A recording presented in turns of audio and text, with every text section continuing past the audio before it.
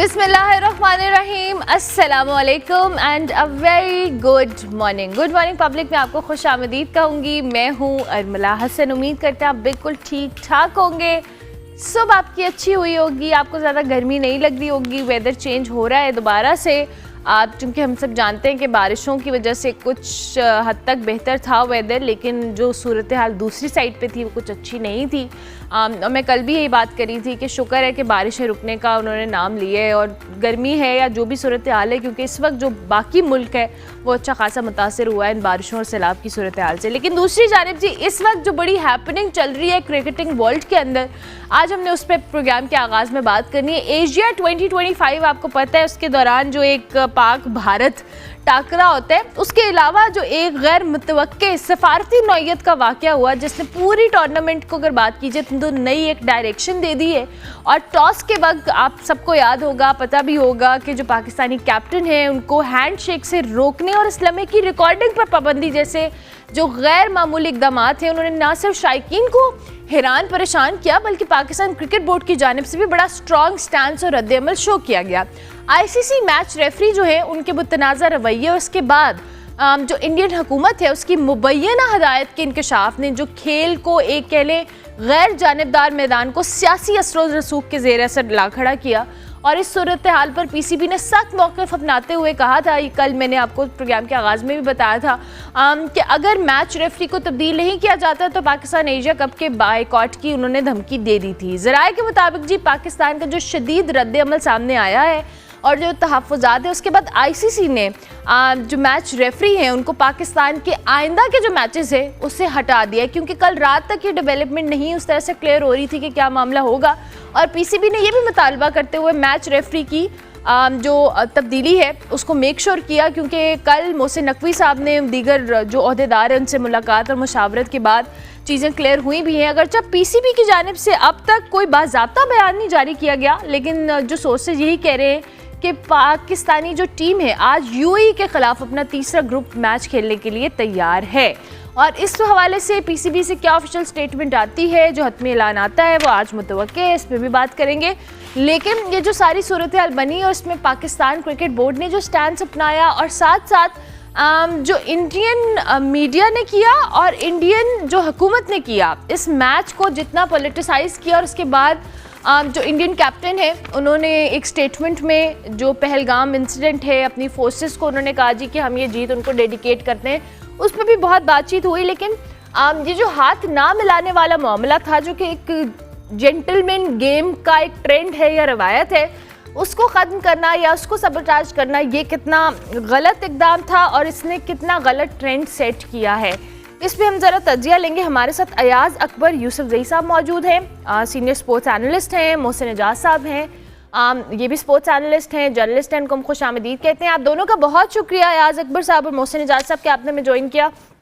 आगाज़ में अयाज साहब आपसे करूँगी, पहले तो हमें ज़रा इस डेवलपमेंट के ऊपर बताएं कि अभी तो डेफिनेटली कोई ऑफिशियल स्टेटमेंट नहीं आई, बट कहा यही जा रहा है कि मैच रेफरी जो है उनकी तब्दीली के हवाले से कुछ इकदाम किया गया है और आईसीसी ने कहा है कि इनको चेंज किया जाएगा पाकिस्तान के मैचेस से। जी थैंक यू वेरी मच, आपने हमें इनवाइट किया। बड़ा ही अनफॉर्चुनेट ये इंसिडेंट था। जैसे आपको मालूम है कि spirit of the game, cricket जैसे आपने खुद का एक जेंटलमैन गेम है और उसकी स्पिरिट को, उसकी गेम की जो एक खूबसूरती है उसको सबोताज किया गया एक ऐसी नेशन की तरफ से जो कि इस वक्त क्रिकेटिंग वर्ल्ड के ऊपर हर तरफ से हावी बैठी हुई है। वो फाइनेंशियल हो या उनकी इवन परफॉर्मेंस के हवाले से बात की जाए या जितने वो डोमिनेट इस वक्त कर रहे हैं पूरी दुनिया में, तो उनसे ये तवक्को नहीं की जा रही थी। अपार्ट फ्रॉम कि जी उनका पाकिस्तान और इंडिया का क्या आपस में मसला है, वो हमारा एक इंटरनल इशू है, लेकिन गेम की स्पिरिट को नहीं खराब करना चाहिए था।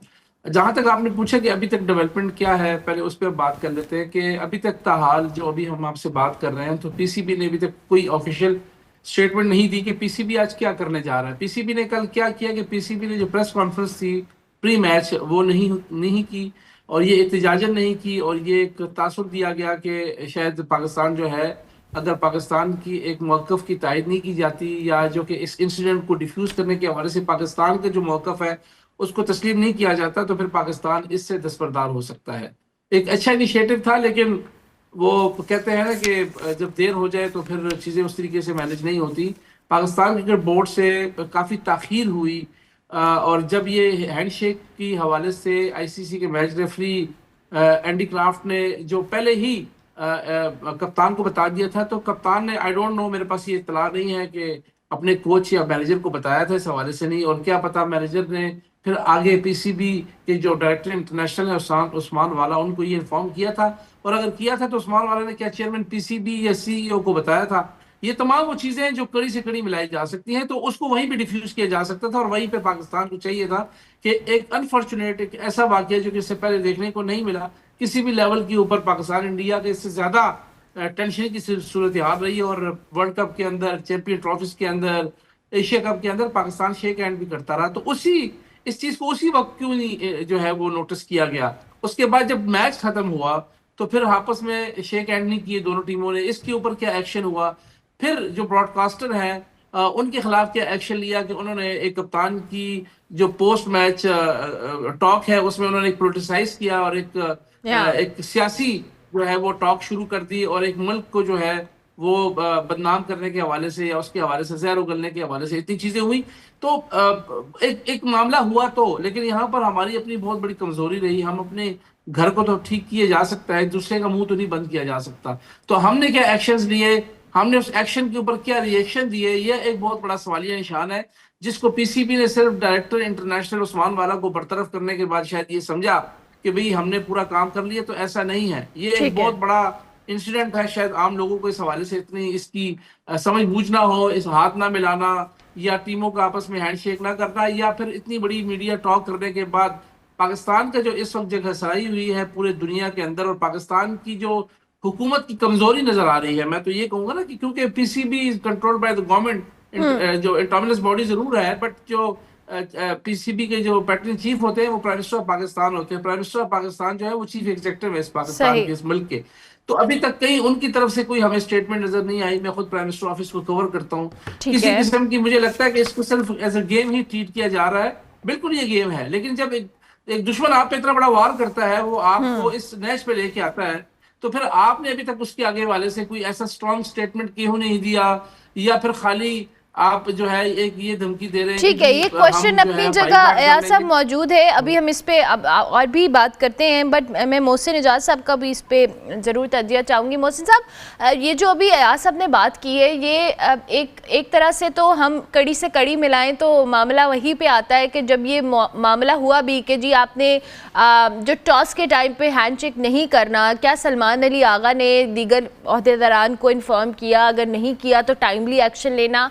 अब अगर पीसीबी ये स्टैंड अपना रहा है, और जो कल बाइकॉट का कहा भी गया था, मोहसिन नकवी साहब ने एक्सपेक्ट जो पैगाम दिया था परसों, तो क्या उसके बाद चीज़ें अब पाकिस्तान इसको प्रॉपर्ली आपके ओपिनियन में सही मैनेज कर रहा है या नहीं? हमें ये टाइमली मज़ीद इसको एफिशिएंटली देखना चाहिए था। देखिए, दो तीन चीज़ें हैं इस इशू में। सबसे पहले तो हमें ये अंडरस्टैंड करना है कि भारत में इस वक्त है बीजेपी की सरकार, और बीजेपी का जो उनकी जो आइडियोलॉजी है वो हिंदुत्व नज़रिए के ऊपर है। हिंदुत्व आइडियोलॉजी जो है वो बहुत ज़्यादा बुग़्ज़ और नफ़रत रखती है मुसलमानों के ख़िलाफ़, पाकिस्तान के ख़िलाफ़। फिर रिसेंटली जिस तरीके से उन्हें एक बदतरीन शिकस्त हुई जंग के मैदान में, पाकिस्तान की आर्म फोर्सेस ने जिस तरीके से उनके दांत खट्टे किए, तो इतना गुस्सा मैं ज़ाती तौर पर यह समझता हूँ कि भारत का जायज़ है। अगर गौतम गंभीर खुदकुशी भी कर ले तो पर्सनली मुझे आई वोंट बी सरप्राइज्ड, क्योंकि जाहिर है जब इस तरीके की आपको हजीमत हुई हो तो फिर आपको जो है वो इस तरह की हरकतें आप करते हैं। देखें, जो गौतम गंभीर है, सूर्या कुमार यादव ने, जो मैंने उसकी मीडिया टॉक सुनी, उसने कहा कि जी मुझे गौतम गंभीर ने कहा था। अब गौतम गंभीर जो है वो बीजेपी का फॉर्मर मेंबर पार्लियामेंट भी है, करंट हेड कोच है इंडियन टीम का, और वही हिंदुत्व नज़रिया अगेन। तो वो इस तरह की हरकतें उन्होंने तो कर दी। पाकिस्तान का स्टैंस बहुत कमाल था। मैं ये समझता हूँ कि हमने चैंपियंस ट्रॉफी के मौके पे भी देखा कि मोहसिन नकवी साहब ने ज़बरदस्त स्टैंस लिया और भारत को घुटने टेकने पर मजबूर किया। उसके बाद एशियन क्रिकेट काउंसिल की मीटिंग के मामले पर मोहसिन नकवी ने बड़ा ज़बरदस्त स्टैंड लिया और भारत को घुटने टेकने पड़े। मीटिंग जैसे पाकिस्तान चाहता था, ACC के प्रेसिडेंट मोहसिन नकवी चाहते थे, उसी तरह ढाका में हुई। इस मामले पर भी भारत ने अपनी जो है वो आप कहें कि असलियत या अंदर की हकीकत दिखाई। पाकिस्तान के पास पाकिस्तान ने जो रद्द-ए-अमल दिया ठीक हो गया, लेकिन इस सब के पीछे छुप के या इस सब के ऊपर जो है वो हम अपना फोकस करके तो पाकिस्तान क्रिकेट के जो बदतरीन हालात हैं और जो पाकिस्तान क्रिकेट की बदतरीन हालत है, हम इससे आंखें नहीं बंद कर सकते। देखें, आप कभी मैच हार जाते हैं तो आप कहते हैं कि जी नसीम शाह रो रहे हैं, तो टीम की हार भूल गई, नसीम शाह रो रहे हैं, वो देखें सारे। अच्छा, इसी तरह आप अमेरिका में हार जाते हैं एक एसोसिएट टीम से, जी वहां पे पहले राउंड में आपका एग्जिट हो जाता है। हारिस रऊफ साहब जी वहां पे उनके साथ बदतमीजी होगी, ठीक है, मुल्क हार गया कोई बात नहीं, हारिस रऊफ के साथ बदतमीजी होगी, पूरी कौम उस चीज के पीछे लग पड़ी। इसी तरह अब ये वाकया हो गया है तो आप ये हरगिज ना भूलें कि पाकिस्तान टीम ने ऑन ग्राउंड क्या परफॉर्म किया। देखिए, मैं अरमला, आप या अयाज अकबर साहब या चेयरमैन साहब या प्राइम मिनिस्टर साहब या हम में से कोई भी और, हमने तो मैदान में जाके ना बॉलिंग करनी है और ना बैटिंग करनी है। करना भारत को, अगर आपने मुंह तोड़ जवाब देना है तो आपकी टीम हराए ना भारत को 21 को, हरा के मुंह बंद करें और आप उनसे कई गुना ज्यादा बेहतर अंदाज में दुनिया को रियलिटी बताएं उसी पोडियम पर खड़े होके कि भाई इस तरीके से जो है वो इनको शिकस्त हुई है और अब इनसे बर्दाश्त नहीं हो रही और अब ये इस तरह की वो हरकतें कर रहे हैं जो क्रिकेट की 100-150 साल हिस्ट्री में कभी हुई नहीं है।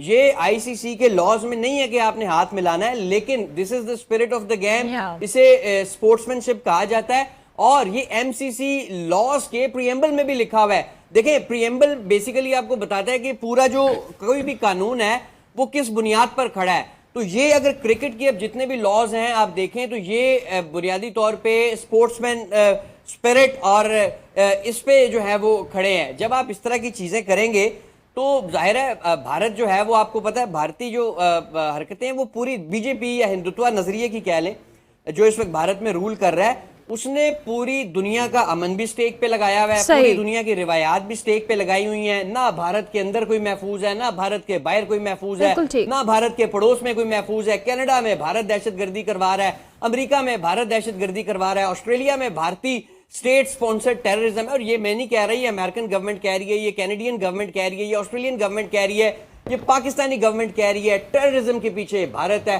आप देखेंगे पूरी दुनिया में इस वक्त जितना भी मैस क्रिएट हो रहा है 80% चीजों के पीछे आपको इंडिया नजर आएगा और इंडिया की जो है वो इस तरह की चीजें नजर आएंगी। आपको एक चीज अंडरस्टैंड करनी होगी कि भारत को जवाब देने के लिए हमारी क्रिकेट टीम की परफॉर्मेंस और क्रिकेट बोर्ड की परफॉर्मेंस जो है वो ठीक होना बहुत जरूरी है। ठीक है मोहसिन साहब, आपकी की बात पे को आगे बढ़ाते हुए मैं अयाज साहब से भी इस पे कमेंट ले लेती हूँ। अयाज साहब, ये बात बिल्कुल मैं एज अ क्रिकेट व्यूअर भी समहाउ एग्री करती हूँ कि आपने ये सारी साइट पे जो चीज़ें चल रही हैं, जिस तरह से हम कंट्रोवर्सीज को हैंडल कर रहे हैं, हम स्टांस अपना रहे हैं, लेकिन at the end of the day cricket में आपकी परफॉर्मेंस काउंट करती है। ये साइडवेज बहुत सारी ऐसी डिस्ट्रैक्शंस आपके लिए होती हैं, समहाउ कुछ ना कुछ कहीं ना कहीं कोई ना कोई कंट्रोवर्सी चल रही होती है।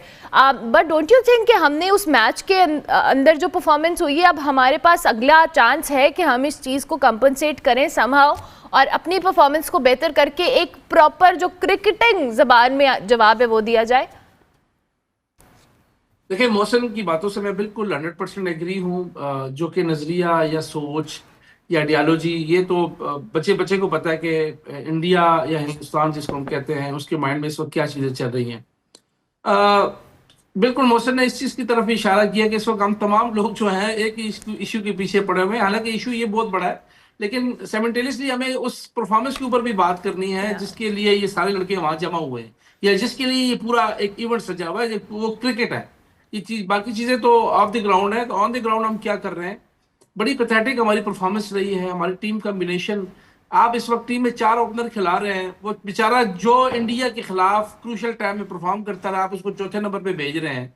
तो मैं हैरान हूं, मैं सलाम पेश करता हूं इस कोच को या जो टीम मैनेजमेंट है उसको कि उनकी क्या सोच है। ये जो पीसीबी में इस वक्त लोग बैठ के इस कोच को फीड कर रहे हैं कि भाई आप ऐसे 2 लड़कों को ओपन करवा रहे हैं जिनके पास ना इस वक्त परफॉर्मेंस है और दोनों अंडर परफॉर्मेंस है और दोनों जो है एक्सपीरियंस नहीं है, दोनों इनएक्सपीरियंस्ड है। तो आपको इस सिचुएशन के अंदर आपके पास एक ऐसा प्लेयर जो कि हर मौके पर, जिसने आपको चैंपियन ट्रॉफी हरवाई, में फखर जमान की बात कर रहा हूं, आप उसको चौथे नंबर पे भेज के 3 विकेटें गंवाने के बाद जब उसको भेजेंगे तो वो तो वैसे अंडर प्रेशर आ गया।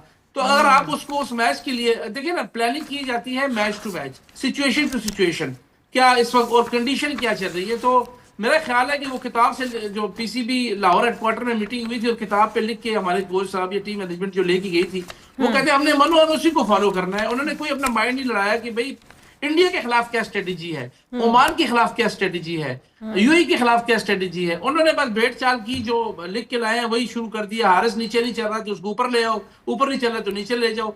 भाई एक तो टीम की सिलेक्शन, बाबर आजम के पीछे ये लोग पड़े हुए थे। बाबर आजम अभी भी इस टीम की जरूरत है, रिजवान अभी भी इस टीम की जरूरत है। किसी को बुरा लगे अच्छा लगे ये एक अलग है। आपने हारिस को अगर खिलाना ही था तो हारिस को आप साथ रख के as a second wicket keeper लेके जाते। लेकिन देखिए ना, इन्होंने एकदम ही तमाम टीम को चेंज करने की कोशिश की कि जी हम टीम को नए लेके आएंगे, यंग लड़के लेके आएंगे। तो यंग लड़कों का हाल भी आपने देख ही लिया है। ये कॉम्बिनेशन है, ये कॉम्बो है, यंग एक्सपीरियंस्ड, ठीक है, इनको लेके चलते हैं। जो एक्सपीरियंस्ड लोग होते हैं, लड़के होते हैं, प्लेयर्स होते हैं, वो नए को साथ लेके चलते हैं, उनको ग्रूम करते हैं और टीम की परफॉर्मेंस के ऊपर इफेक्ट नहीं होता। इंडिया में आप देखें सूर्य कुमार यादव या जो पांड्या है या जो इवन जो बाकी 2-3 के प्लेयर है, ये वो लोग हैं जो रोहित शर्मा और विराट कोहली के साथ खेलते हुए आ रहे हैं। अब ये 2-4-5 प्लेयर सीनियर हो गए, अभी बीच में 3-4-5 उन्होंने जूनियर डाले। तो ये कॉम्बिनेशन है बेसिकली। ठीक है। तो हमने इसके ऊपर बात नहीं की, हमने कोच से नहीं पूछा भी तूने क्या टीम खिलाई है, तू कर क्या रहा है। ये भी अगर शाहीन शाह आखिर में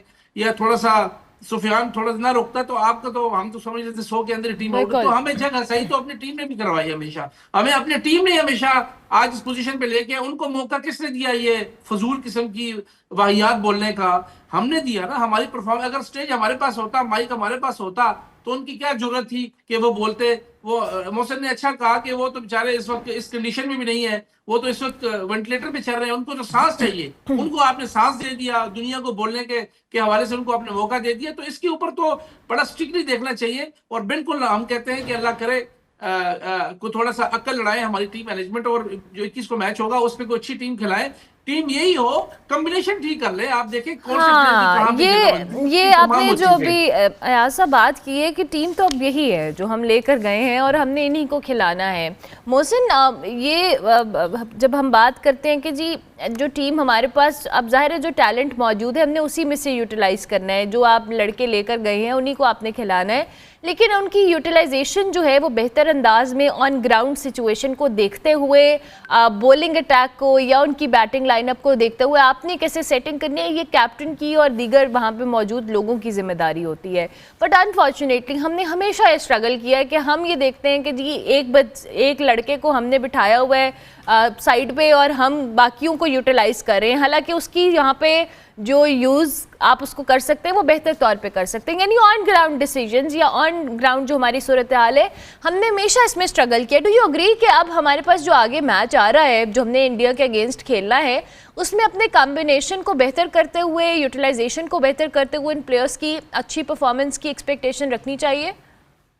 देखिए, सबसे पहले तो ये बात है कि हमारा 21 को मोस्ट लाइकली भारत से एक दफ़ा फिर मैच पड़ेगा 21 सितंबर को, संडे को।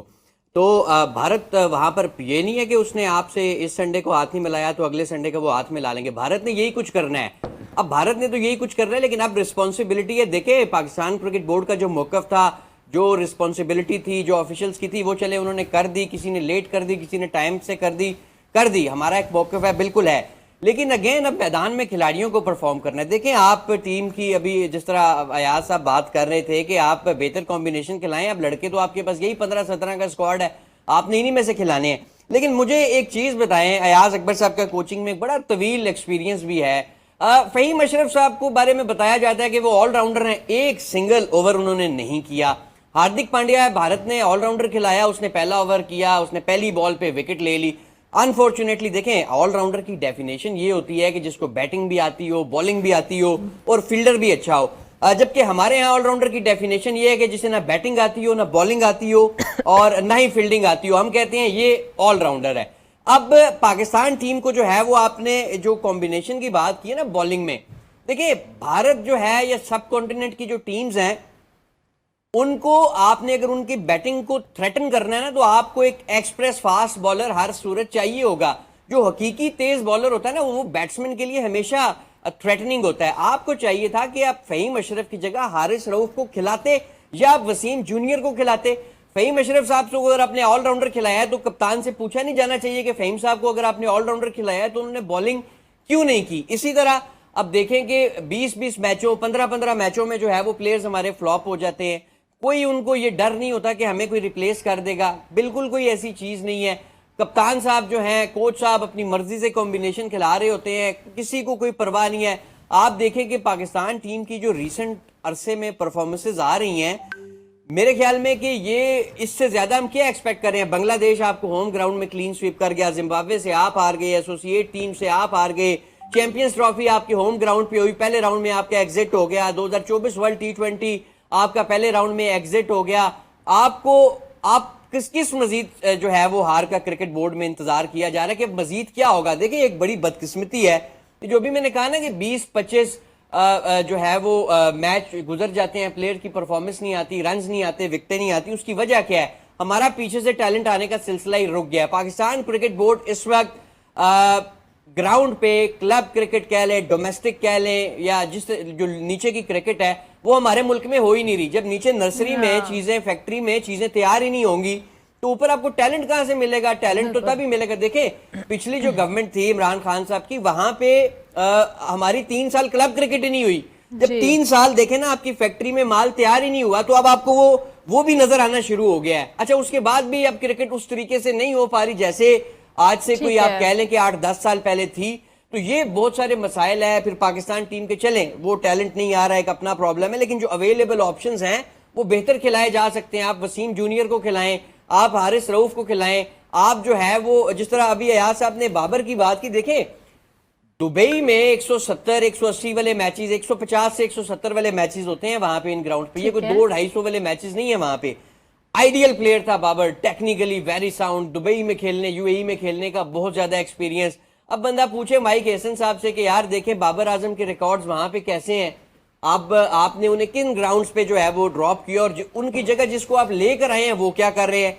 अब हारिस जो है वो मिसाल के तौर पे 20 मैचों में एक मैच में स्कोर करता है, दूसरा जो है वो 30 मैचों में एक दफा स्कोर करता है। एक प्लेयर के बारे में कहा जाता है कि जी ये जब जिस दिन चलेगा उस दिन पता चलेगा, पता नहीं वो किस दिन चलेगा, क़यामत वाले दिन चलेगा, इसका किसी को नहीं पता। अच्छा। तो ये इस तरह की चीजों से हमें बाहर निकलना होगा। और 21 तारीख से पहले हमें अपना हाउस इन ऑर्डर करना है। हाउस इन ऑर्डर करना है। अभी मोहसिन साहब मैं आपकी बात सुन रही हूँ, आपने भी शुरू में जो ऑलराउंडर की बात की, उन्हें लाइटर नोट अयाज अकबर साहब, ऑलराउंडर में चल ये रहा है कि शाहीन शाह अफरीदी बैटिंग में स्कोर कर रहे हैं, सुफियान मुकीम हमारे बॉलिंग में लगे हुए हैं आउट करने। मतलब यहाँ पे हाउस इन ऑर्डर कैसे होगा जब अपनी अपनी जॉब जिसकी जो है। आई एम ग्लैड कि शाहीन शाह अफरीदी की परफॉर्मेंस ने सम हाउस मैच में थोड़ी वो जो आप 100 के अंदर अंदर वाली बात कर रहे थे कि वो बेहतर हो गई, लेकिन अनफॉर्चुनेटली हमारे पास जो ऑलराउंडर्स का आइडिया है या जो एक यूटिलाइजेशन है वो उस तरह से नहीं की जा रही टीम के अंदर। So what do you think? अभी आप मोहसिन साहब की बात को ही आगे बढ़ाते हुए कुछ ऐड कीजिएगा। और जाहिर है 21 से पहले हाउस इन ऑर्डर करने के लिए इन्हीं लड़कों में से हम कैसे चीज़ को, फ़हीम अशरम का भी इन्होंने जिक्र किया है और दीगर हारिस रऊफ का इन्होंने जिक्र किया है कि कैसे हम उनको यूटिलाइज करें और बेहतर तौर पर अपनी परफॉर्मेंस को बेहतर करें ऑन ग्राउंड। देखिए जी, इस वक्त टीम में जैसे कि मोहसिन ने बात की, ऑलराउंडर की भरमार है, नवाज भी ऑलराउंडर है, इस वक्त जो है फ़हीम अशरफ साहब भी जो है वो भी ऑलराउंडर हैं, बाकी भी जो है वो भी अपने आप को ऑलराउंडर ही कहते हैं। इशू ये है कि जब तक आप स्पेशलिस्ट नहीं मैदान में उतारेंगे बड़े मैच में, ये जो आप एक्सपीरियंस कर रहे हैं ना, ये तजर्बे जो कर रहे हैं, ये आप ओमान के खिलाफ तो जरूर करें, यूए के खिलाफ भी करें, समहाउ आप जो है वो हांगकांग के खिलाफ भी कर लें, वी डोंट माइंड, बांग्लादेश के खिलाफ भी कर लें, चले अफगानिस्तान के खिलाफ भी कर लें। एक साइकोलॉजिकली एक आप लोग ना एक हावी होते हैं, क्योंकि पाकिस्तान की ट्रैक हिस्ट्री रही है क्रिकेट के अंदर ना, तो ये छोटी टीमें हारते हुए 10 दफा हारे हम इनसे भी है। मोहसिन साहब ने तो आपको एसोसिएट कंट्री की मिसालें भी दे दी हैं, बट चले इस तरह के टूर्नामेंट में थोड़ा सा मार्जिन कम ही होता है कि चले हम कहते हैं कि ठीक है जी आप एक्सपीरियंस कर लें। जब आप इंडिया के साथ खेलते हैं ना तो फिर आपको इंडिया के मुताबिक सोचना होता है। फिर आपको ये नहीं देखना कि जी हम जो घर से किताब पे लिख के लाए थे बैटिंग ऑर्डर या टीम बना के लाए हैं तो हम वही खिलाएंगे। बिल्कुल यहाँ पे हारिस रऊफ की जगह बनती थी, क्योंकि आप ऑलरेडी टीम में 3-4 ऑलराउंडर खिला रहे हैं। साइम अयूब बॉलिंग कर रहा है प्रॉपर काफी अरसे से, जिसकी आप कह रहे थे कि उसका काम बैटिंग है, वो आउट के लिए जा रहा है। फिर नवाज को आप टीम के साथ खिला रहे हैं T20 में, वो बॉलिंग भी कर रहा है पूरे और बैटिंग भी कर रहा है। तो फिर आपको टीम में और कितने ऑलराउंडर खिलाने हैं? ठीक है। इसके अलावा देखिए स्पिनर सुफियान मुकीम की जगह बनती है, इब्रार की जगह बनती है, सब कॉन्टिनेंट यानी इवन दुबई की कंडीशन स्पिनर्स को जो है वो हेल्प करती है। आपने देखा हमें स्पिनर से बड़ा तंग किया, जो है वो इंडिया के स्पिनर्स ने हमें हिलने नहीं दिया, लेकिन उनके फास्ट बॉलर्स ने भी ऊपर से हमें डैमेज किया है। आपने बिल्कुल। देखा ऊपर से उन्होंने हमें, तो हमारे फास्ट बॉलर्स शाहीन शाह अफरीदी या जो दीगर हैं वो उस तरीके से बड़े अरसे से आउट ऑफ कलर हुए हुए हैं, उनको उस तरीके से जो उनकी एक पहचान थी, उनकी एक निश थी, वो नहीं नजर आ रही। तो शाहीन शाह अफरीदी के हवाले से तो हम बड़े अरसे से कह रहे हैं कि अब शायद वो ज्यादा एग्जॉस्ट हो चुके हैं या वो पकड़े जा चुके हैं कि जी जिस तरीके से वो शाहीन का एक ही है कि नया बॉल वो आगे करता है और सबको पता होता है कि आगे से बॉल, उसने कहा आगे से अगर स्विंग होता है तो उसको एडवांटेज मिल सकता है। आगे के चक्रों में जो तगड़े प्लेयर होते हैं इंडिया की तरह, वो होमवर्क करके आते हैं, फिर वो आगे वाली बॉल को ऐसी ट्रीट करते हैं जैसे आपने पिछले मैच में देख लिया। या तो जो एसोसिएट कंट्रीज हैं, ये छोटी कंट्रीज हैं, तो उन प्लेयर्स के इतना ज्यादा होमवर्क नहीं होता, वो ट्रैप हो जाते हैं। बट ये बड़े प्लेयर ट्रैप नहीं हो सकते, बड़ी टीमें पूरा होमवर्क करके आती है कि शाहीन को किस तरह खेलना है, आपने फहीम अशरफ को कैसे खेलना है, और इब्रार अगर मिस्ट्री बॉलर है तो इब्रार को कैसे खेलना है। तो पहले तो आपको टीम कॉम्बिनेशन, टीम सिलेक्शन के ऊपर हम बात करते हैं जो इनिशियल है। तो टीम सिलेक्शन सही होनी चाहिए। आपके पास अगर इस वक्त 150 प्लस बॉलर है तो हारिस रऊफ है, इसको खूब बार बिठाया हुआ है आपने, भाई ऊपर से उसने 2 आउट करके देने हैं तो उसको खिला लो। जैसे फहीम अशरफ से आपने बॉलिंग नहीं की, बाकी 3-4 तो आपने स्पिनर टीम में रखे हुए हैं, कोई पार्ट टाइमर है कोई फुल टाइमर है, तो उनको यूटिलाइज कर लें। तो नया बॉल करने के लिए आपके पास शाहीन शाह अफरीदी था, वो उन्होंने उसका रिमांड लेना शुरू कर दिया, बाद में आप ऑटोमेटिकली स्पिनर्स पे आ गए। तो आपको पहले तो जो है वो अपने फास्ट बॉलर जो है वो जेन्युइन फास्ट बॉलर खिलाना चाहिए, जो है फास्ट बॉलर। फिर आप स्पिनर्स जेन्युइन डालें। ऑलराउंडर एक ही होता है टीम के अंदर, प्रॉपर ऑलराउंडर, वो नवाज को आप खिला ही रहे हैं, तो आपको बाकी ऑलराउंडर खिलाने की जरूरत नहीं है। साइम अयूब अगर बॉलिंग कर रहा है तो वो एडिशनली कर रहा है। फिर आप जो ऊपर बैटिंग लाइन है उसको देखें, अगर आपका हसन नवाज साहब जो है वो छोटी टीमों के खिलाफ स्कोर कर रहे हैं तो कोई बात नहीं, आपने कोर्ट से उसको घर भेज दिया है। उसके मिडिल ऑर्डर के अंदर लड़के मौजूद हैं। हुसैन तलत जो है वो बड़ा एक्सपीरियंस लड़का है, बड़े अरसे से इन्होंने उसको बाहर उठाया। खुशदिल शाह खेल रहा है, आप खुशदिल शाह को खिलाएं। खुशदिल शाह जो है वो मिडिल ऑर्डर में खेलता है और मतलब आप उसको मौका दिया तो उसको घर भेज दें, या अगर आपने टीम के साथ रखा हुआ है पिछले कितने से तो उसको खिलाएं। आप वही टीम, हसन नवाज ने नहीं हो रहा, वो प्रेशर नहीं ले पा, देखे प्लेयर अच्छे होते हैं लेकिन ये ना क्रिकेट जो है ये असाब की खेल है। आपने आपके पिछले का ट्रैक लोग अक्सर पिछले रिकॉर्ड दे के टीम में सेलेक्ट करते हैं। जब कोचिंग करते थे, सिलेक्शन करते थे, तो हमें स्कोर शीट भिजवाई जाती थी कि स्कोर शीट देखें जी उसने 100 किया, अभी 100 उसने किसके खिलाफ किया और किस कंडीशन में किया और किस बॉलिंग के अगेंस्ट किया, और जिस लड़के ने 20 पे आउट हुआ है वो किस कंडीशन पे आउट हुआ और किस बॉलिंग के अगेंस्ट हुआ और किस टीम के खिलाफ हुआ है। ये तमाम चीजें जो है ना, ये बैठ के कोच का काम होता है कि हसन नवाज रन कर रहा है तो किस टीम और किस अपोनेंट के खिलाफ कर रहा है। और हसन नवाज को अगर हम उतारने जा रहे हैं, मैं उसको क्रिटिसाइज नहीं कर रहा, मैं एक मिसाल दे रहा हूं, तो किस बॉलिंग अटैक की और किस नेशन और किस जो गेम का प्रेशर है, किस प्रेशर में हम इसको उतार रहे हैं। तो ये तमाम चीजें जो है बड़ी काउंट करती हैं। हमारे सो कॉल्ड सूडो किस्म की जो इस वक्त स्पोर्ट्स एनालिस्ट पे मुख्तलिफ टीवी चैनल्स पे बैठे, इंक्लूडिंग मेरे वाले पे भी, उनको ये चीज नहीं पता। वो सिर्फ बैठ के ना अपना लोगों को ये मेरा अच्छा, ये अच्छा है तो उसकी तारीफें करना शुरू कर देंगे, ये बुरा है तो ये उसकी, भाई आप टेक्निकल बात करें ना, हमारे साथ बैठ के आप टेक्निकल बात करें कि टीम की सिलेक्शन पहले उस पर सवालिया निशान है, फिर टीम कॉम्बिनेशन के ऊपर सवालिया निशान है, फिर टीम की कंडीशन के मुताबिक जो वहां पर कंडीशन ग्राउंड है उसके मुताबिक टीम को नहीं खिलाया जाता। और फिर अपोनेंट के खिलाफ अगर आपकी टीम जो है स्ट्रगल कर रही है, आपकी ओपनिंग स्ट्रगल कर रही है, तो फिर आप देखें कि आपके पास कौन सा ऐसा प्लेयर है जिसका ट्रैक रिकॉर्ड मौजूद है जो उस अपोनेंट के खिलाफ स्कोर करने की सलाहियत रखता है। अगर यही आप सादाना फरहान के साथ या साइम अयूब के साथ फखर जमान को ओपन कराते तो गेम की सिचुएशन ही और होती। अगर वहीं से वो पावर प्ले के अंदर विदाउट लॉस 50-60 रन करता तो इंडिया ने नीचे बैठ जाना था। तो ये तो असाब की गेम है। उसके शाहीन शाह क्या करेगा या हारिस रऊफ क्या करेगा, जब आपकी टीम शुरू दिन से आपने क्रिकेट के अंदर स्पेशली इंडिया के खिलाफ आपने फ्रॉम द स्टार्टिंग गेम को अपने हाथ में करना है, उनको प्रेशराइज करना है, वो प्रेशर फिर आपने आखिर तक मेंटेन करना है और फिर आपको जाके जीत मिलती है। ठीक है, तो ये बड़ी टेक्निकल चीजें हैं। अच्छा, मेरे पास टाइम खत्म हो गया, लेकिन क्विकली मोहसिन मैं आपका भी कमेंट चाहूंगी आप ही की बात को कि हमने ये जो अभी जिन प्लेयर्स के जिनको हम बेहतर तौर पे यूटिलाइज कर सकते थे, आपने कहा कि हमारे पास अगर ग्रास रूट लेवल से टैलेंट नहीं आ रहा तो फिर हमें इन्हीं चेहरों के साथ जाने, और फिर जब हम इन्हीं चेहरों पर रिलाई या डिपेंड करते हैं तो मोहसिन हमेशा ये होता है कि हमने कोई कोई एक बैटर कोई इंजर्ड होता है या कोई बॉलर जो है उसको कोई प्रॉब्लम होता है तो हमारा पूरा जो ऑर्डर है वो डिस्टर्ब हो जाता है। साइम अयूब की एग्जांपल हमारे सामने थी, वो इंजर्ड हुआ और हमें समझ नहीं आ रहा था कि हमने किसको कहाँ पे यूटिलाइज करना है। So that sort of decisions के हमारे पास इतना बैकअप तो एटलीस्ट होना चाहिए कि अगर कोई प्लेयर इंजर्ड होता है, किसी वजह से नहीं खेल रहा, तो हमारे पास उसका ऑल्टरनेट तो मौजूद हो और हम पूरी लाइनअप को डिस्टर्ब ना करें। देखिए अनफॉर्चुनेटली सबसे बड़ा मसला तो अगर जितना हम पीछे जाते जाएंगे ना तो आपको जो बुनियादी तौर पर मसला नज़र आएगा वो मेरिट ना होना नज़र आएगा। अगर मेरिट हो ना तो इतने बुरे हालात भी नहीं है पाकिस्तान क्रिकेट के जितने मौजूदा जो टीम है इसने जो है वो बना रखे हैं। अब आप देखें कि आपने जिस तरह अभी ऑलराउंडर्स की बात हो रही थी तो ऑलराउंडर्स की डेफिनेशन तो मैंने बता ही दी है कि जिससे कोई भी काम ना आता हो। अब उस तरह देखें कि साइम अयूब भी ऑलराउंडर है, आगा सलमान भी ऑलराउंडर है, वो भी स्पिन बॉलिंग करता है, नवाज भी ऑलराउंडर है, फ़हीम अशरफ भी ऑलराउंडर है, हारिस को भी ऑलराउंडर ही समझें, बस ये सारे ही ऑलराउंडर हैं। अब प्रॉब्लम ये है कि अब हमारे यहाँ ना होता ये है कि ग्लोरिफिकेशन की जाती है। मैंने एक 30 रन कर दिए और वो 30 रन के बाद मैं अगले 30 साल के लिए मुसल्लत हो जाता हूँ कि यार क्योंकि मैंने वो 30 रन किए थे तो इतनी ग्लोरिफिकेशन मेरी की जाएगी, एक लॉबी जो है वो मेरी तारीफों के पुल बांधना शुरू कर देगी, इतना प्रेशर पड़ेगा सिलेक्शन कमेटी पे भी। जाहिर है वो भी बेचारे इसी तरह के जॉब सीकर्स ही होते हैं, तो वो अब कहेंगे यार चलो इसने 30 किए थे, बेशक आज से 50 साल पहले किए थे, लेकिन इसको खिलाओ क्योंकि इसने 30 किए थे, इसने 2019 में ये किया था, इसने 2007 में ये किया था। ऐसे नहीं होता। ये आप जो है वो जब तक मेरिट को रिस्पेक्ट नहीं देंगे, आप फ़हीम अशरफ को टीम में वापस ले आए, बताएं ना डोमेस्टिक में परफॉर्मेंस क्या थी उसकी, आप किस परफॉर्मेंस की बेस पर फ़हीम अशरफ को टीम में वापस लेकर आए हैं। अब आपने आगा सलमान को कप्तान बनाया हुआ है, आगा सलमान की क्या पाकिस्तान की T20 टीम में जगह बनती है?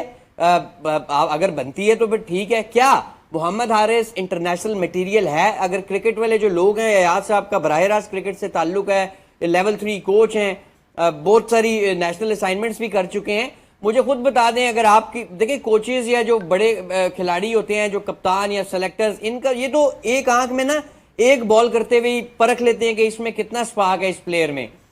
अगर कोई पाकिस्तान क्रिकेट की सिलेक्शन बोर्ड कमेटी या कोच या कप्तान या जो भी टीम सेलेक्ट करते हैं वो ये समझते हैं कि ये इंटरनेशनल मटेरियल है, तो भाईजान फिर तो हमारे रिजल्ट इसी तरह के ही आने हैं, इसमें क्या हो सकता है। अब 20 मैचों में एक दफा जो बंदा परफॉर्म करे, उस दिन भी यूएई के खिलाफ अगर इनका कोई स्कोर आया या किसी टीम के हांगकांग या इस तरह की टीमों के खिलाफ इनका स्कोर आता है, उसमें भी इनको 4 चांस मिले हुए होते हैं।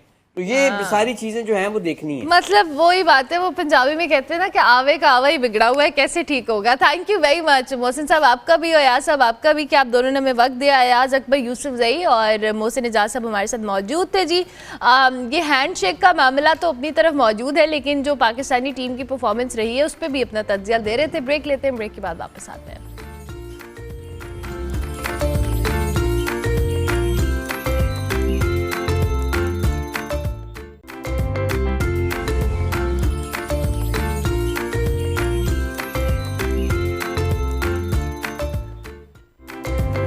Welcome back to good morning public. Ji break के बाद वापस आ गए हैं और अब हम जाएंगे किचन में, जहां पे शेफ आतिफ हनीफ हमारे साथ मौजूद है। अस्सलाम वालेकुम आतिफ, कैसे हैं आप?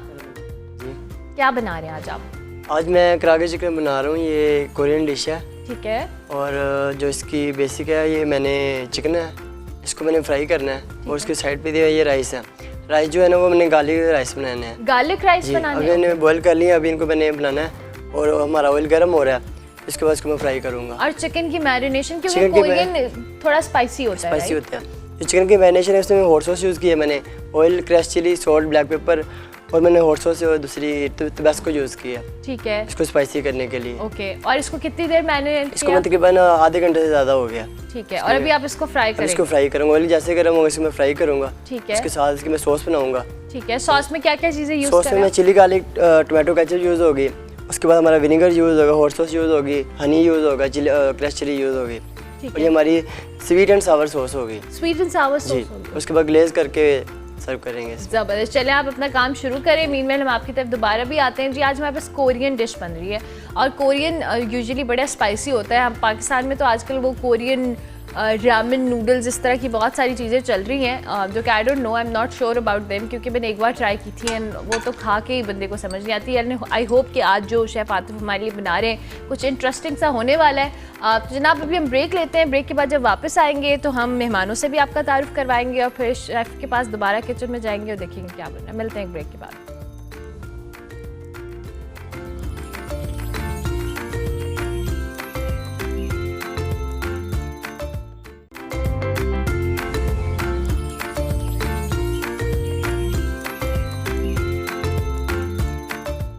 Welcome back to good morning public ji. Break के बाद वापस आ गए। अब आपकी मुलाकात हम एक ऐसी शख्सियत से करवाने वाले हैं जिन्होंने पाकिस्तान को, अगर कहा जाए कि उनका पाकिस्तान के हवाले से और पाकिस्तान को दुनिया भर में रिप्रेजेंट करने के हवाले से एक तारीख भी रकम की है।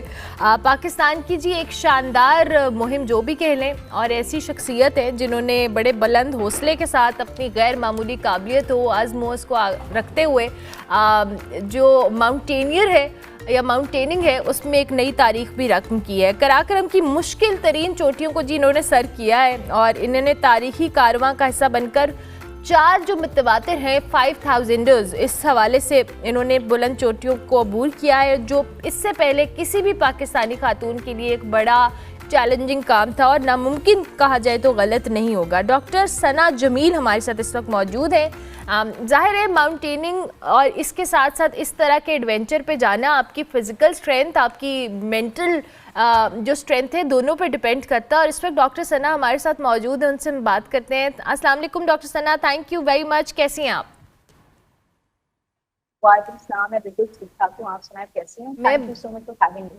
मैं बिल्कुल ठीक हूँ and thank you so much for joining us. बहुत अच्छा लग रहा है कि आप जैसी जो कह लें ना इतनी स्ट्रेंथ वाली खातून आज हमारे शो का हिस्सा बनी है। डॉक्टर सना, हमें थोड़ा सा अपने इस एडवेंचर के हवाले से बताएं कि आप कहाँ कहाँ गई, और मैंने जैसे कहा कि 4 कंसेक्टिव आपने 5000 को सर किया है। How was the journey, how challenging it was?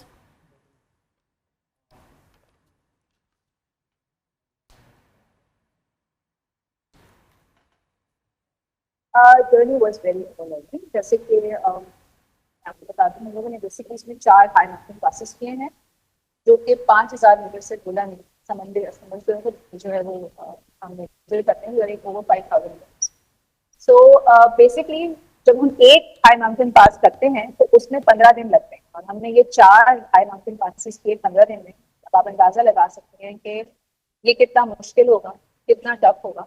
और इनिशियली जब हम लोगों ने ये प्लान किया 4 पासेस का, हमारी अपनी टीम को भी नहीं पता था कि हम कर सकें। हमने बस कहा कि हम ये करेंगे, और हमें जो हमारे आसपास लोग थे वो भी हमें यही मशवरा दे रहे थे, this is going to be something very crazy and doing all those 4 passes in 15 days is almost impossible. तो हमने कहा चलो लेट्स सी, हम इसको ट्राई करते हैं। देन अल्हम्दुलिल्लाह हो गया। बहुत मुश्किल था, बहुत ज्यादा टफ था। इससे पहले मैं एक पासेस ही किए हर साल, लेकिन इस दफा अचानक the journey from doing just 1 pass to all these 4 passes in one go, single go and in a single expedition was way too much. It was one hell of a crazy journey.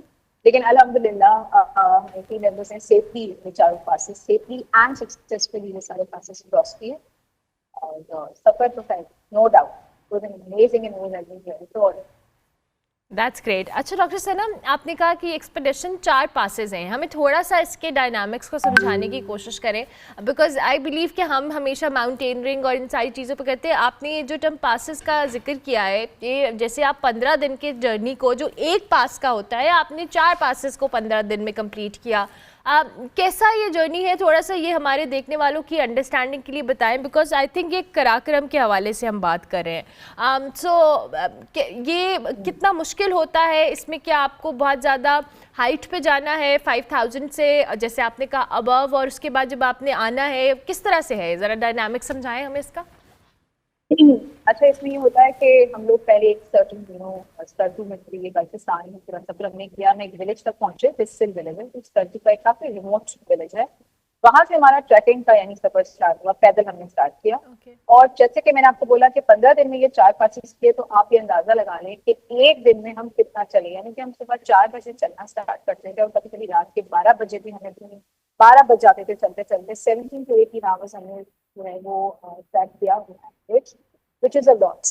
और by the end of the day हम लोग कहते हैं ना कि जितनी भी हमारी टोटल एनर्जी होती थी सारी कंज्यूम हो चुकी होती थी, सारी एग्जॉस्ट हो चुकी हुई होती थी, and then again the very next day फिर से सुबह जो है 4 बजे हमारा सफर का आगाज होता था। और काराकोरम का ये पहाड़ी सिलसिला है, जो लोग पहाड़ में या जो माउंटेनियरिंग करते हैं जिससे वाबस्ता है वो भी ये बात जानते हैं कि ये बड़े वाइल्ड टेरेन्स हैं, बहुत ही मुश्किल टेरेन्स हैं। और हमने इस पूरे 15 दिन के सफर में मेरे ख्याल से तो काराकोरम की कोई सारी टेरेन्स देखी हैं। बहुत सारे ग्लेशियर्स हम लोगों ने क्रॉस किए, बड़े वेल नोन ग्लेशियर्स, बियाको जो कि लॉन्गेस्ट ग्लेशियर कहलाता है आउटसाइड पोलर रीजन, उसको भी क्रॉस किया। और 5, 6, 7 ग्लेशियर्स डिफरेंट थे जिनको हमने क्रॉस किया। ग्लेशियर्स में रातें गुजारी, और ग्लेशियर्स पे ट्रैक करना जो है वो बहुत मुश्किल होता है। वो इस तरह नहीं, it's not like a walk in the park. आप चल रहे हैं, आइस पे चल रहे हैं, आइस तो से डिफरेंट होती है। आइस में आपका पाउंड स्लिप होता है, आपकी जो एंकल जॉइंट है वो ट्विस्ट भी होता है, चोटें भी लगती हैं, गिरते भी हैं।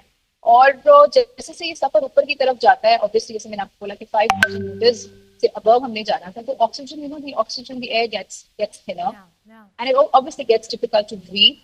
तो ये चीजें जो है, एक एक जो कदम होता है ना वो आपका, वो बड़ा चैलेंजिंग होता चला जाता है जैसे जैसे आप असेंड ऊपर करते हैं, जैसे जैसे आप हाइट की तरफ जा रहे हैं।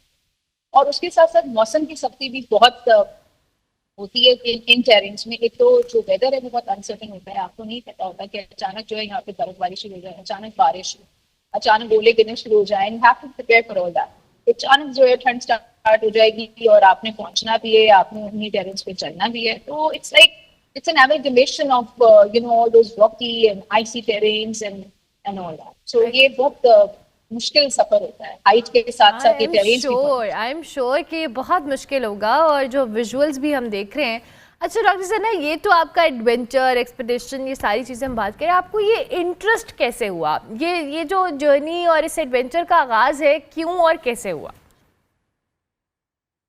इंटरेस्ट पहाड़ों की वजह से ही हुआ। पहाड़ जो है ना, ये मुझे बहुत ज्यादा पैशनेट। और मैं बहुत छोटी एज में जो है गिलगित बाल्टिस्तान गई थी, और वहां पर जब मैंने फर्स्ट टाइम काराकोरम की पहाड़ी सिलसिले को देखा तो I was mesmerised, I was spell bound, और उसने काफी असरअंदाज किया दिमाग को। और उसके बाद जैसे जैसे बड़ी होती गई, अपना प्रोफेशन जो है वो उसको कैरी किया, उसको खत्म किया। उसके बाद पोस्ट ग्रेजुएशन की स्पेशलाइज किया, जब टाइम उसके बाद मिला, because medicine profession itself is very tough, you don't get to do any other things besides your own profession. तो उसके बाद जब ये सारी चीजों से फारिग हुई तो फिर मैंने इस अपने पैशन में कदम रखा, और 5 साल से मैं इसको जो है वो हर साल लेके चल रही हूँ, 5 साल से। और अल्हम्दुलिल्लाह every year it is it is an amazing journey, and every journey is more tough than the earlier one. इंशाल्लाह जो भी नेक्स्ट भी जर्नी होगी वो इससे ज्यादा चैलेंजिंग होगी, ज्यादा हाइट होगी उसकी, इंशाल्लाह। एंड आई एम ग्लैड कि आपने अपने प्रोफेशन के साथ जो आपका पैशन था आप उसको परस्यू करिए, and that's the most interesting part I guess, because most of the time अपने अपने प्रोफेशनल या इस हसल वाली लाइफ के अंदर हम अपने पैशन को परस्यू नहीं कर पाते हैं, but ever we feel like कि हमें ये करना है। सो आई एम ग्लैड कि आपको ये अपॉर्चुनिटी मिली और आप इसको अवेल करिए। डॉक्टर सना, ये जो हम माउंटेनियरिंग या इन पासेस के ऊपर जाना है, या जिस तरह से आप एक्सपीडिशन का जिक्र कर रही हैं, इसमें आपकी फिजिकल स्ट्रेंथ और आपकी मेंटल स्ट्रेंथ, बिकॉज इतने मुश्किल जर्नी के लिए ख़ुद को मेंटली प्रिपेयर करना, इट मैटर्स अ लॉट। सो उसकी क्या तैयारी होती है? एंड स्पेसिफिकली जब हम ख़वातीन का जिक्र करते हैं तो हमने एक बड़ी क्लीशे से टर्म सुनी कि बड़ा मेहनत का काम है जी, बड़ा आदमी ही कर सकते हैं, औरतें नहीं कर सकती। But I have seen women जिन्होंने पहाड़ी सिलसिले सर किए हैं, और अभी नाइला से हम बात करते हैं, अनम हमारे साथ है, तनवीर, ये बहुत सारी ऐसी ख़वातीन हैं। सो आई बिलीव कि हमारे पास बहुत ज़बरदस्त ऐसी फिजिकल स्ट्रेंथ वाली ख़वातीन, और आप उसकी एक बड़ी एग्जाम्पल हैं। ज़रा हमें बताएंगे प्रिपरेशन कैसे होती है फिजिकली एंड मेंटली? आपने बिल्कुल सही कहा, बल्कि आपने खुद ही अपने सवाल का जवाब दे दिया कि फिजिकल एंड मेंटल जो कहते हैं ना कि प्रिपेयर्डनेस, ये बहुत जरूरी है।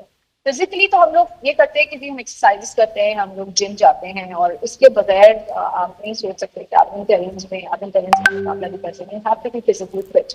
लेकिन बहुत दफा ऐसा भी होता है कि आप फिजिकली फिट भी होते हैं और आपकी टांगें जवाब दे जाती हैं, और वो आपको जो है ना, बॉडी आपको कहती है कि no just give up, no you just can't go on.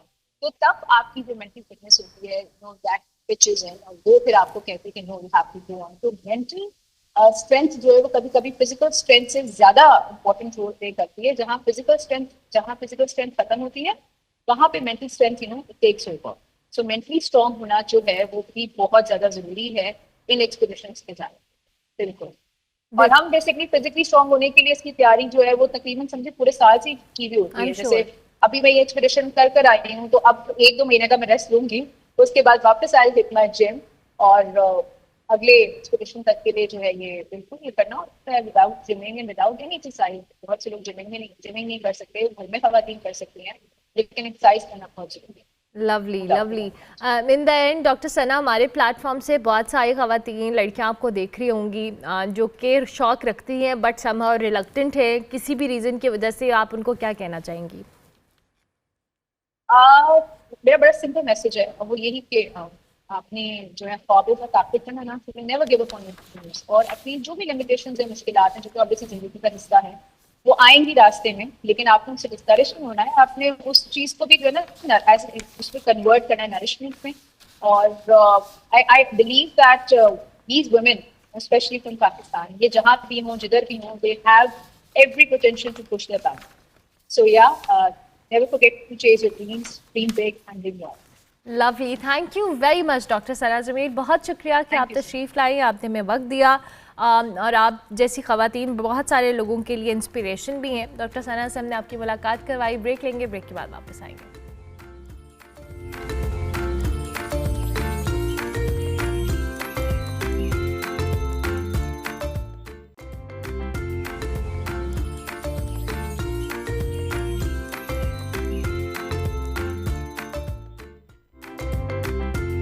Welcome back to good morning public ji. Break के बाद वापस आ गए हैं, और इससे पहले कि हम अपने गेस्ट का तारुफ करवाएं, हम ज़रा किचन का रुख करेंगे जहाँ पे शेफ़ आतिफ हनीफ हमारे साथ मौजूद है।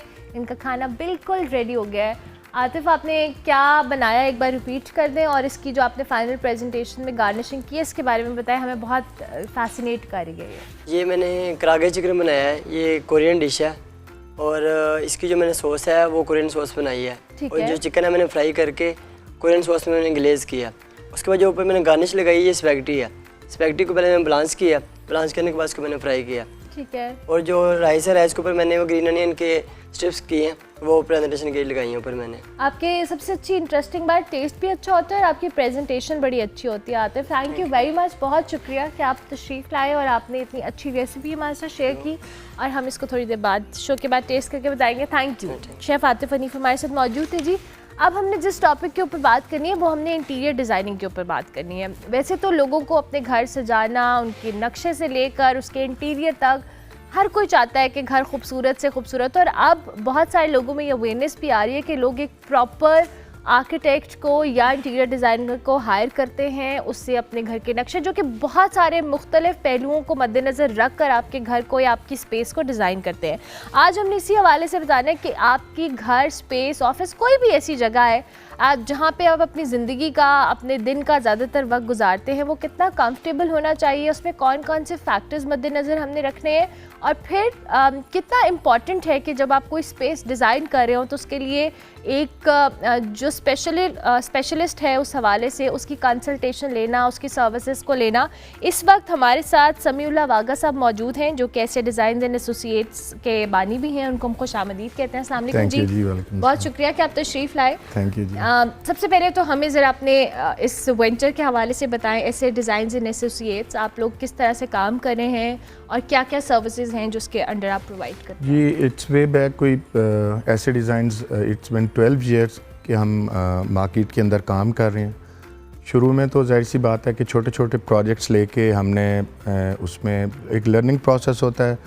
द मोमेंट आप यूनिवर्सिटी से बैचलर्स करके आते हैं, तो उस दौरान हमने छोटे प्रोजेक्ट्स लिए। छोटे प्रोजेक्ट करने के बाद फिर हमने मुख्तलिफ़ इदारों के साथ, हाउसिंग सोसाइटीज़ के साथ काम करते करते अपनी टीम को बढ़ाया, अपना ऑफिस सेटअप, उसमें तमाम चीज़ें उनको बेहतर किया।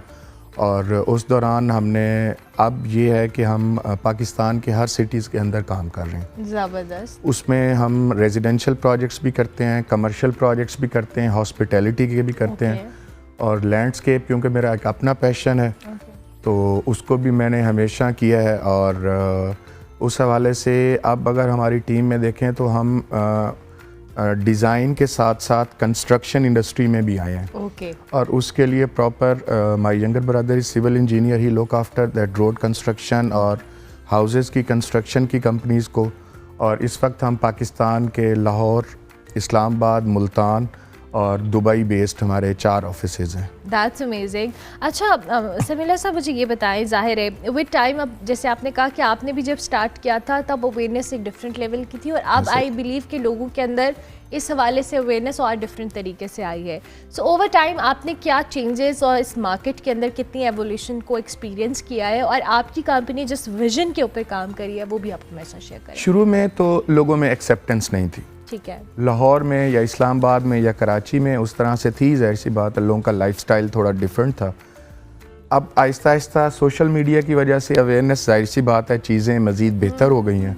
तो अब मैं देखता हूँ कि स्मॉल सिटीज़ के अंदर अब कोई 5 मरले का भी कोई बंदा घर बनाना चाहता है तो वो चाहता है कि मुझे इसकी प्रॉपर, इसकी डिज़ाइन, एक फंक्शनल घर होना चाहिए, उसकी एस्थेटिक बेहतर होनी चाहिए, और वो कंसल्टेंट को हायर ही इसलिए करता है कि वो एक रीज़नेबल बजट के अंदर रह के एक बेहतर चीज़ बना सके। बिल्कुल ठीक। क्योंकि एक अदरवाइज़ आप स्पेस को वेस्ट कर रहे होते हैं, और एक कंसल्टेंट उसी स्पेस के अंदर आपको ज़्यादा प्रोडक्टिविटी देता है और आपके बजट के अंदर काम करता है। कंसल्टेंट हमेशा उसको आइडिया होता है, क्योंकि वो मार्केट में, आप सर्टनली एक सिटी के अंदर लेट से 20 दुकानें आप जाएंगे तो वहाँ पे चीज़ों को देख सकते हैं। कंसल्टेंट पूरे पाकिस्तान के तमाम वेंडर्स को, मैन्युफैक्चरर्स को जानता है।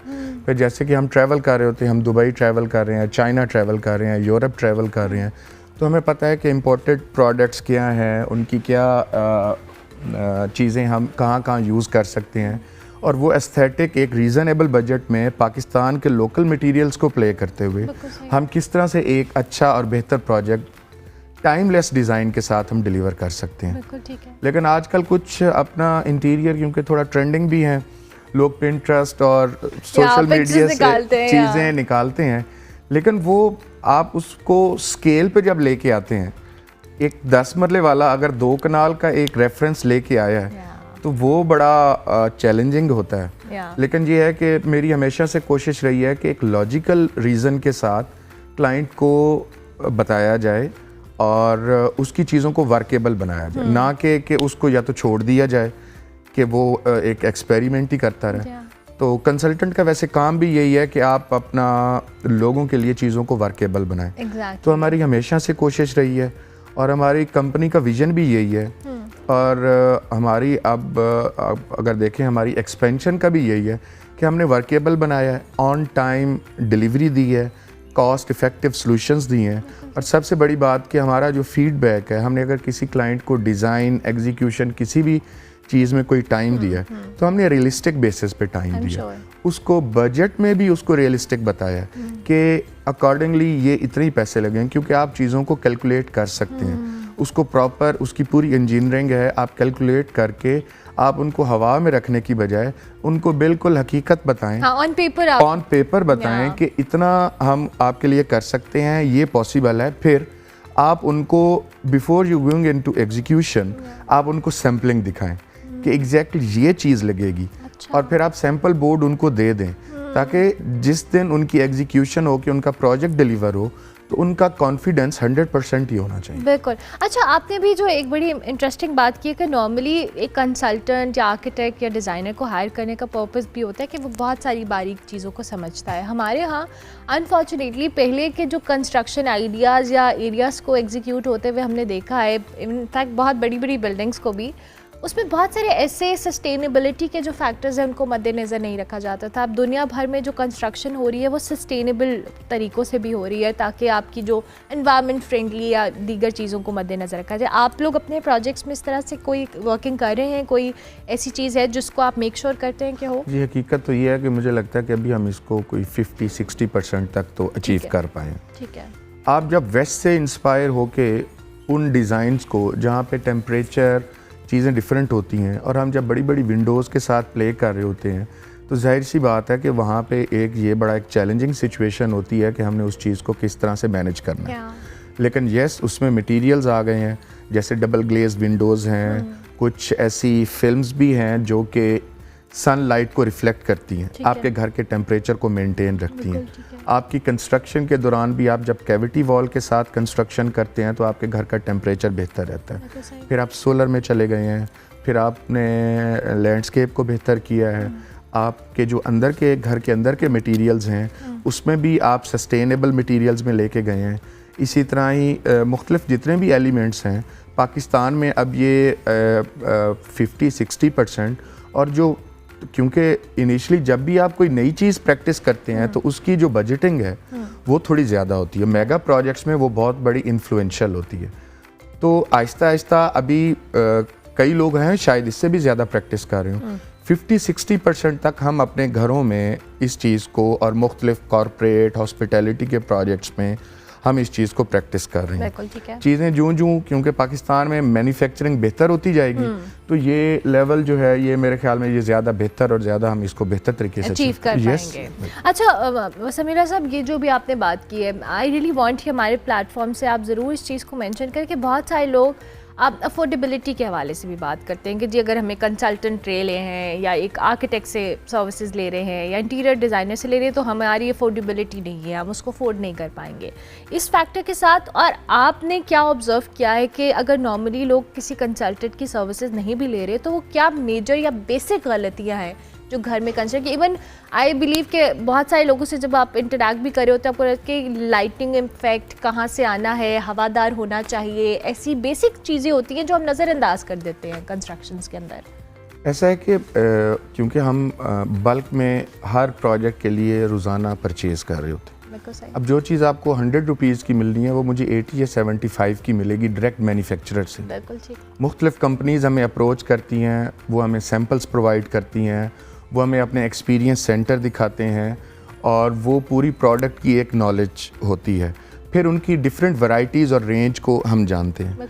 अब जब आप एक कंसल्टेंट को हायर नहीं करते तो आप जब भी एक परचेज़ के लिए अपने घर के लिए जाते हैं तो सेल्समैन जो आपको चीज़ बेचना चाहेगा वो बेच देगा। जबकि कंसल्टेंट का एक विज़न होता है, उसको आइडिया होता है कि उसने कौन सी प्रोडक्ट लगानी है, आपके बजट में लोड किस तरह से डिवाइड करना है, वुड वर्क है, आपकी मुख्तलिफ चीज़ें हैं, उसको आइडिया होता है तो वो उस हिसाब से चीज़ों को मैनेज कर रहा होता है। तो जब आप गलती करते हैं, अब लेट्स से अगर आप एक ठेकेदार से घर बना रहे हैं और ठेकेदार की स्टील की calculation as a structure designer की कैलकुलेशन के हिसाब से नहीं होगी। अब लेट्स से आप सिर्फ 2 टन स्टील घर में एक्स्ट्रा डाल लेते हैं तो स्टील, कंक्रीट और शटरिंग और लेबर की एफर्ट कोई 5-6 लाख रुपए से ऊपर चली जाती है इवन के 10 मरले के घर में। और जबकि कंसल्टेंट आपको 4 लाख में पूरा घर एडवाइस कर रहा होता है। आप अगर वो घर 15 मिलियन की कंस्ट्रक्शन कॉस्ट में बना रहे हैं तो 10% का जो इवन के डिस्काउंट है दैट इज़ ऑलमोस्ट 1.5 मिलियन। तो आप 1.5 मिलियन भी सेव हुआ, आपसे कोई गलती भी ना हुई और कंसल्टेंट एक रीज़नेबल अमाउंट में आपका घर जो कि 6-7-8 महीनों में बन रहा होता है वो उसको विज़िट भी कर रहा है, आपके साथ परचेज़ भी जा रहा है, आपको डिज़ाइन भी करके दे रहा है और सारा कुछ करके दे रहा हूँ। या that's important factor. I believe कि हमने ओवर टाइम वही बात है कि अवेयरनेस बेहतर हो रही है एंड आई एम श्योर कि बहुत सारी जगहों पे होगी भी। अच्छा, अब मुझे ये बताएं कि जब आप कमर्शियल क्लाइंट्स के साथ भी काम करते हैं, रेजिडेंशियल आपके प्रोजेक्ट्स भी हैं, चैलेंज क्या आपको सबसे ज़्यादा लगता है लोगों के हवाले से? क्योंकि ज़ाहिर है हर एक का अपना एक माइंडसेट के साथ आपके पास आता होगा कि मुझे ये चाहिए, अब उसको कन्विंस करना कि ये सस्टेनेबल चीज़ है या नहीं है या बेहतर है नहीं है, क्या चैलेंज है? अच्छा, उस पर मुझे ये लगता है कि बजाय ना समटाइम्स हम ऐसा होता है कि मतलब डिज़ाइन के वक्त हर बंदा ना ख्वाब देखता है। लेट्स से आप हैं XYZ कोई भी है ना, वो अपना घर बनाना चाहता है तो मुश्किल से चाहे घर है या कोई कमर्शियल प्रोजेक्ट भी कर रहा है वो रिसोर्सेज इकट्ठे करता है, फिर वो मुख्तलिफ लोगों के साथ मशवरा करता है, फिर वो at the end of the day वो आपसे मीटिंग करने आएगा और वो कहेगा कि जी इसको मुझे तो ये बनाना है। अब उसका तरीक़ाकार ये है कि आपने हमेशा उसको डिस्करेज तो नहीं कर सकते। अब एक कोई फैमिली है, हमें नहीं पता कि उसके पास जो एक सर्टन पैसा आया है वो इनहेरिटेंस से आया है, कमेटी डाल के उसने इकट्ठे किए हैं, भूखे रह के उसने कि आपने मेरे बच्चों की छत बन जाए, वी नेवर नो। लेकिन as a professional honest consultant आप उनको जब आप प्लान करते हैं आप उनकी चीज़ों को भी सामने रखें, आप अपने विजन, लॉजिकल और उन चीज़ों को साथ रखें। फिर प्रेजेंटेशन के दौरान उनको दोनों चीज़ें दिखाएं कि आप ये चाह रहे हैं, इसका इम्पैक्ट क्या हो सकता है आपकी लाइफ पे, बिल्कुल ठीक। और मैं ये चाह रहा हूँ, आपके बजट में भी मैनेज हो रहा है, टाइमलेस भी है और खूबसूरत भी लगेगा। तो लोग, आप यकीन करें कि मेरा जो सक्सेस रेट है it's more than 80%। The moment after presentation, क्योंकि हम उस स्पेस को वेस्ट नहीं करते, हम उसको आगे एक देख रहे होते हैं कि इनकी फैमिली ने इंक्रीज़ होना है, इनको अगर लिनन क्लोजेट चाहिए, इनको वॉशरूम्स में क्या चाहिए, इनको बेडरूम्स में क्या चाहिए, तो उसको उस हिसाब से और पूरा फैमिली का स्ट्रक्चर पूछ के ही डिज़ाइन करते हैं कि आपने कल को इनकी जो बाइफरकेशन है, इसकी जो डिवीजन है, किस किस बच्चे को देना है या आपके पेरेंट्स का है। जैसे पेरेंट्स का बेड हम नॉर्मली ग्राउंड फ्लोर पे डिज़ाइन करते हैं, क्योंकि वो फर्स्ट फ्लोर पे अगर लिफ्ट नहीं है तो उस तरह से स्टेयर्स से नहीं जा सकते चीज़ों को, तो वो उस हिसाब से ही डिज़ाइन करते हैं। और अपनी बात मनवाने के लिए at the end of the day, अगर आप सिर्फ उनको कुछ दिखाएंगे पेपर पे 3D विजुअलाइजेशन में एनिमेशन बना के, तो क्लाइंट वो बिल्कुल सुनता है, वो आपकी बात पे आ जाता है, और वो फिर जब आपकी बात पे आता है तो वो उसके लिए ज़्यादा फ़ायदेमंद होती है। बिल्कुल सही है। अच्छा, जो अभी तक आपने मुख्तलिफ प्रोजेक्ट्स किए होंगे, आई एम श्योर, एक ऐसा प्रोजेक्ट जो आपको लगता है कि ये बड़ा चैलेंजिंग भी था, बट जब ये एग्जीक्यूट हुआ तो ये बड़ा exceptionally it was amazing. Pakistan की एक सीमेंट इंडस्ट्री में बहुत बड़ी कंपनी है, तो उन्होंने एक दफ़ा बुलाया, तो उनका ऑलमोस्ट ग्रे स्ट्रक्चर पे था एक बहुत बड़ा hall, that was almost 40,000 square feet, that's a big area. तो उन्होंने कहा जी हम जहाँ पे बैठे हैं तो यहाँ पे नोटिस सर्व हुआ है, तो हमने ये जगह विकेट करनी है इन 1 मंथ। तो आपने इसको पूरे को इंटीरियर करना है, एग्जीक्यूट करना है, तो आप ये कर सकते हैं। तो मैंने पहले तो, क्योंकि वो रियलिस्टिक बेसिस पे नहीं था, तो मैंने कहा जी मुझे आप 1 दिन का टाइम दें, मैं अपनी जाके टीम से मशवरा करता हूँ, तो फिर मैं आपको बताता हूँ। फिर मैंने अपने तमाम डिज़ाइन टीम को अलाइन किया। डिज़ाइन उनका कुछ हुआ था, लेकिन उसको फिर चेंज करना था कि प्रोडक्शन के दौरान मैं अगर चीज़ों को ऑर्डरिंग में डालता हूँ तो क्या वो चीज़ें मुझे 20 दिन में मिलेंगी, क्योंकि 25 दिन में एक रियलिस्टिक बेसिस पे वो पूरी होंगी। तो मैंने टीम को बुलाया, वेंडर्स को बुलाया, शाम को बड़े अच्छे माहौल में मीटिंग की। तो मैंने कहा जी मैक्सिमम बंदे कितने लग सकते हैं, तो आप ये देखें कि मैंने 24 दिन के अंदर वो साइट एग्जीक्यूट की। मैंने कोई 250 बंदा लगाया, मैं 24 दिन साइट पे ही रहा, और अल्हम्दुलिल्लाह कि हमने कोई 30 दिनों में उनको फंक्शनल कर दिया था। छोटे मोटे काम 10-15 दिन आगे उनकी ट्विकलिंग, उनकी चेकलिस्ट चलती रही, लेकिन मुझे लगता है कि वो मेरे लिए एक चैलेंज था और हमने उसको पूरा किया। ज़बरदस्त। अच्छा, अभी आपने बताया कि आप पाकिस्तान के अलावा यूएई के अंदर भी आप लोग प्रोजेक्ट्स कर रहे हैं। डिफरेंस क्या है जब हम यहाँ की मार्केट और वहाँ की मार्केट में देखते हैं, और जब कंसल्टेशन भी दे रहे हैं, ज़ाहिर है लोगों की सेंस, एग्जीक्यूशन का स्टाइल बड़ा डिफरेंट है यहाँ पे और वहाँ पे। अच्छा, एक तो फ़र्क सिर्फ आप किसी भी कंट्री में जाए ना, तो फ़र्क सिर्फ यही होता है, कहीं इस्टेब्लिश्ड स्टैंडर्ड्स हैं, बिल्डिंग कोड्स हैं, कहीं नहीं है। बिल्कुल ठीक है। अब पाकिस्तान में हाउसिंग सोसाइटीज़ के अंदर मुख्तलिफ जितनी भी निजी सोसाइटीज़ हैं उनके कुछ बाय लॉज हैं, लेकिन कुछ ऐसी जगह भी हैं जहाँ बाय लॉज नहीं है। हर बंदा अपनी मर्जी से जो मर्जी कंस्ट्रक्शन करना चाहे। वहाँ पे आप जब भी कंस्ट्रक्शन करेंगे आप बिल्डिंग बाय लॉज और अप्रूवल्स के बाद ही कर सकते हैं, और उनके सेट पैटर्न्स हैं, सेट रेट्स हैं। बिल्कुल ठीक। ये भी नहीं है कि आप अपनी मर्जी से रेट को बढ़ा लें या कम कर लें। हाँ, क्राफ्टमैनशिप के पैसे, कोई एक मुख्तलिफ एलिमेंट्स आप उसमें डिज़ाइन करें वो अलग हो सकते हैं। तो इस्टेब्लिश स्टैंडर्ड्स हैं। फिर मटेरियल्स, आपकी हेल्थ के ऊपर क्या इशू आ सकता है, मटेरियल्स, वो चीज़ें भी वहाँ पे बड़ी क्लियर हैं, ट्रांसपेरेंट हैं। और फिर हर प्रोसेस में आपने बिल्डिंग डिपार्टमेंट से अप्रूवल लेनी है। बिल्कुल ठीक। तो आप कोई भी मेल फंक्शन उसमें नहीं कर सकते जिससे कल को क्लाइंट को या वहाँ की गवर्नमेंट को इशू हो। हाँ, ये सबसे मेजर इम्पैक्ट है। और फिर उस बात को मेक श्योर करना, आपने अभी जब कहा कि आप पाकिस्तान में जब प्रैक्टिस कर रहे होते हैं, यहाँ पे वही बातें, कुछ बाय लॉज पे अमल दरामद कर रहे होते हैं, और फिर बाद में कुछ हमारे सामने ऐसे एग्जांपल्स हैं कि कुछ भी कहीं भी कंस्ट्रक्ट हो जाते हैं, जी ऐसे आपकी। अच्छा, घरों की कंस्ट्रक्शन में बहुत सारे लोगों के बजट कंस्ट्रेंट होते हैं, कि एक स्पेसिफिक बजट होता है, 5 मरले का घर कंस्ट्रक्ट करना है, 10 मरले का करना है, और फिर जो उनके दिमाग में एक आइडिया होता है वो आप समटाइम्स बजट से हट कर भी होता है, उसको आप लोग कैसे एडजस्ट करते हैं? एक्चुअली मसला ये है कि पाकिस्तान में ना नॉर्मली आप वर्किंग नहीं करते। बिल्कुल ठीक है। आप एक बंदे के पास गए, आपके कितने लगे, उसने एक सर्टन अमाउंट बता दी, फिर दूसरे के पास गए, उसने एक सर्टन अमाउंट बता दी। हमेशा चीज़ कोई भी है वो रियलिस्टिक बेसिस पे आप जब डिज़ाइन कर लेते हैं, उसकी पूरी इंजीनियरिंग है कि आप उसका कंस्ट्रक्शन मटेरियल, उसका MEP, उसकी सीमेंट, रेत, बजरी, एक एक चीज़ कैलकुलेट कर सकते हैं और वो एग्जैक्ट वही होती है। हम लोग बग़ैर वर्किंग किए जब एक हवा के ऊपर और मुख्तलिफ लोगों की राय लेके कोई फ़ैसला करने जाते हैं तो फिर कंफ्यूज हो जाते हैं। बिल्कुल ठीक।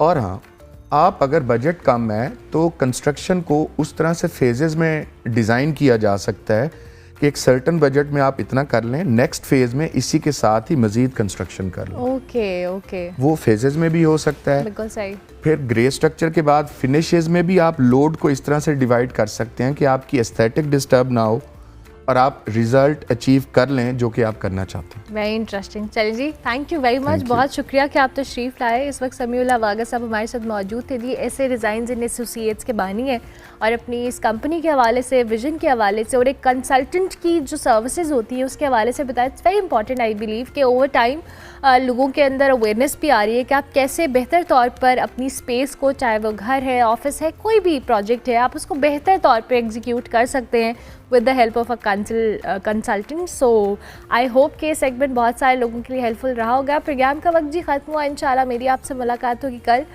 फीडबैक हमारे सोशल मीडिया हैंडल्स पर लाजमी दीजिएगा। कल तक के लिए मेरी तरफ से अल्लाह हाफ़िज़।